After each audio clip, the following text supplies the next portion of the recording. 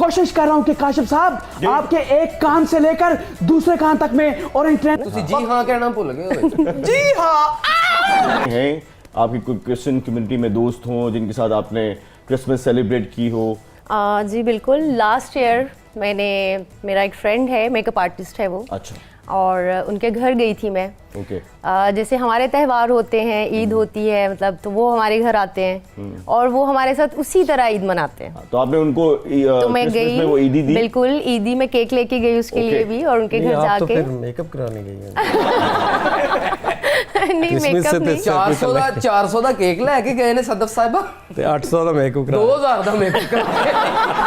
यार किस जमाने की बात कर रहे हो? महंगाई के दौर में 2000 का कौन मेकअप करता जी है? अब तो बिल्कुल नहीं होता है। 2000 का नहीं, 1000 रुपया ਤੇ ਹੋਸਟ ਤੇ ਲੱਗ ਜਾਂਦਾ ਜੇ। सदफ साहिबा, आपने अपने दोस्त के साथ क्रिसमस तो मना ली है, बताएं हमारे साथ ईद कब मना रही है? अब ईद आएगी तो मनाएंगे ना। ਤੁਸੀਂ जी हाँ कहना भूल गए। जी हाँ काशिफ साहब, हमारे मुल्क में क्रिसमस एक मजहबी त्यौहार है। इसी तरह हमारे मुल्क में 25 दिसंबर को कायदे आज़म की बर्थडे भी है, उसके हवाले से भी हम जरूर बात करेंगे। जी हाँ। वैसे खान साहब ਤੁਸੀਂ ਇੱਕ ਗੱਲ ਭੁੱਲ ਰਹੇ ਹੋ, कायदे आजम साहब ਦੀ बर्थडे ਵੇ ਨਾਲ ਮੀਆਂ ਨਵਾਜ਼ ਸ਼ਰੀਫ ਸਾਹਿਬ ਦਾ ਵੀ जन्म दिन है ही जे जनाब। My God. ठहरो, आपको नवाज शरीफ का जन्मदिन बहुत बहुत मुबारक। आपको शायद ये नहीं पता है कि नवाज शरीफ ने 25 दिसंबर जानबूझ के रखा है उनका असल बर्थडे और कोई डेट। ਇਹ ਤੇ ਉਹਨਾਂ ਦੀ ਕੋਈ ਜਹਾं पर्ची ਲੱਭੇ ਤੇ ਪਤਾ ਲੱਗੇ ਕਿ ਅਸਲ ਦਿਨ ਉਹਨਾਂ ਦਾ ਕਿਹੜਾ ਹੈ। मतलब नवाज शरीफ साहब का भी 25 है, यानी कि मुल्क बनाने वालों का भी 25 दिसंबर और मुल्क को खाने वालों का भी जो है वो 25 दिसंबर।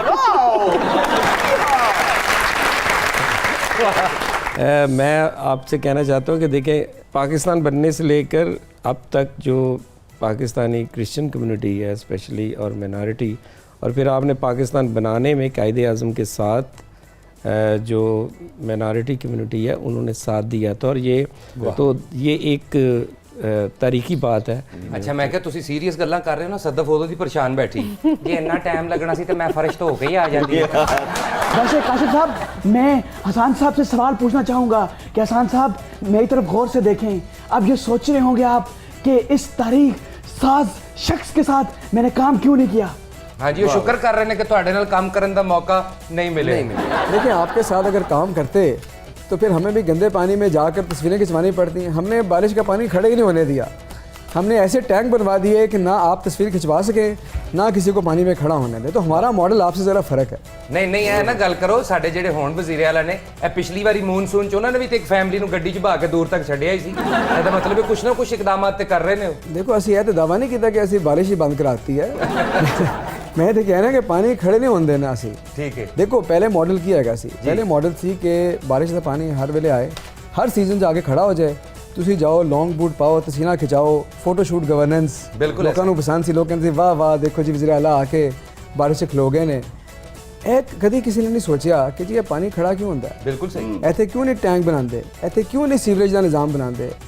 इस पे हम फोकस कर रहे हैं। वो टैंक असी बना रहे हैं, लाहौर च 9 टैंक असी बनवा रहे हैं। एक बन गया, 2 बन रहे हैं, 6 मजीद बननगे।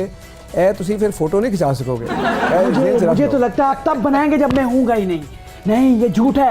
मैंने क्या किया, मैंने मेट्रो बस बनाई, मैंने ऑरेंज ट्रेन बनाई। अब तो मैं कोशिश कर रहा हूँ कि काशिफ साहब आपके एक कान से लेकर दूसरे कान तक में ऑरेंज ट्रेन बना दूं। जी, मैं चाहता हूँ कि आपके सर्कुलेटरी सिस्टम में मैं ऑरेंज ट्रेन दौड़ा दूं, खून निकाल दूं सारा। मैं कहना हूँ आजकल तुसी वेले उसी ट्रेन 'ਚ ਤੁਸੀਂ ਆਲੂ ਵਾਲੀਆਂ ਟਿੱਕੀਆਂ ਵੇਚੋ।